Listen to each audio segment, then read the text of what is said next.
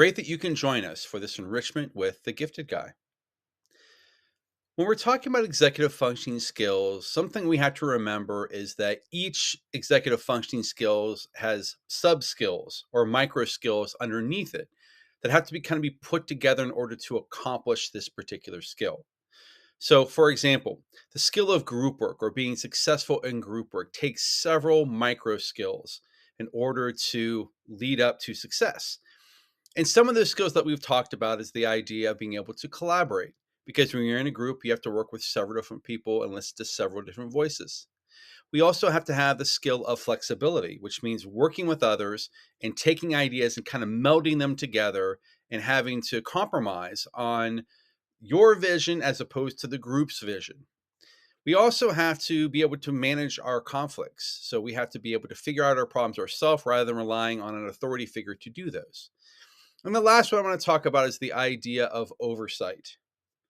When we're in a group, there are several people in the group, and we're hoping that someone is kind of checking off the boxes and making sure that overall we're doing a good job. But sometimes that can be forgotten. So we have to make sure we're using this when we're collaborating together. We have to make sure we're using this skill of oversight, which is checking to make sure that we're indeed accomplishing what we want to accomplish. So if the group has a certain goal and they set up to accomplish A, are we then producing A? Or have we gotten off track? Or have we lost our focus? Or has something happened and we end up producing C? Underneath this oversight, there are several sub skills to talk about. So the first one of these is the idea of transitioning.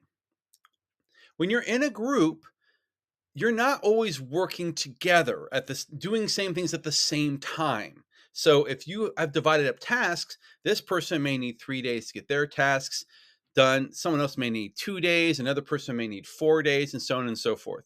But the question is, as a group, how are you transitioning from your beginning, your middle, and your end of your whatever it is that you're working on?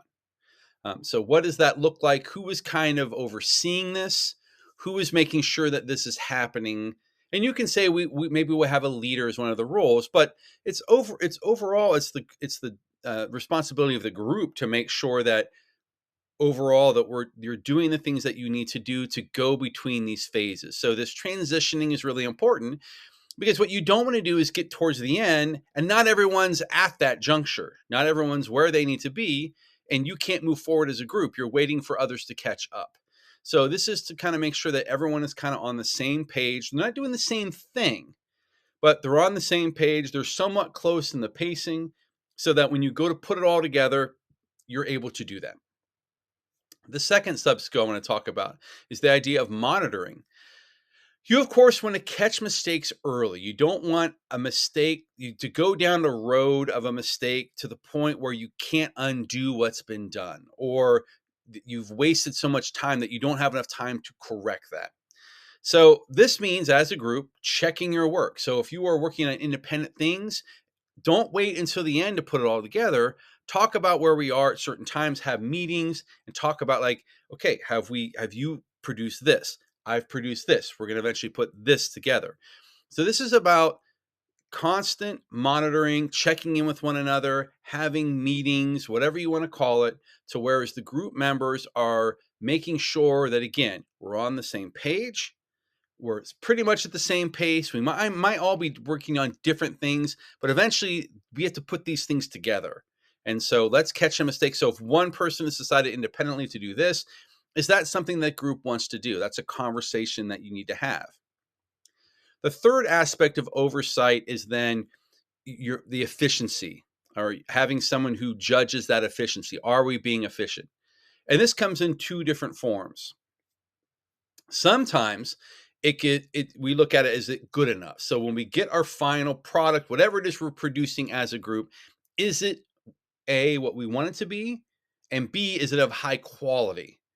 And so looking at that and kind of checking the boxes, looking at the expectations and saying, yes, this is where we want it to be. It's not going to be perfect. Nothing ever will be.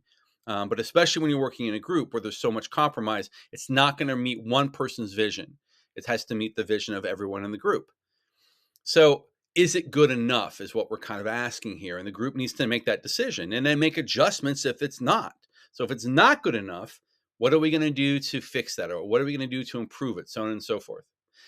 There's also the aspect of know when it's good enough. So you may have people in the group say, no, we need to do this. And sometimes it's like, it's ready. It's ready to go. It's as good as it's going to get. If we mess with it anymore, it might actually make a poor quality. And so it's that balance. And so the balance of knowing when it's good enough, both to where we can stop because it's good enough, or we have to improve it to get it good enough. And so those three aspects of when it comes to the idea of oversight, which is transitioning, making sure everyone's kind of close to the same pace, but not the exact same pace, but kind of in the right ballpark. Two, are we monitoring and having conversations and catching mistakes before we bring it to the end and we can't undo those mistakes? So are we communicating as a group?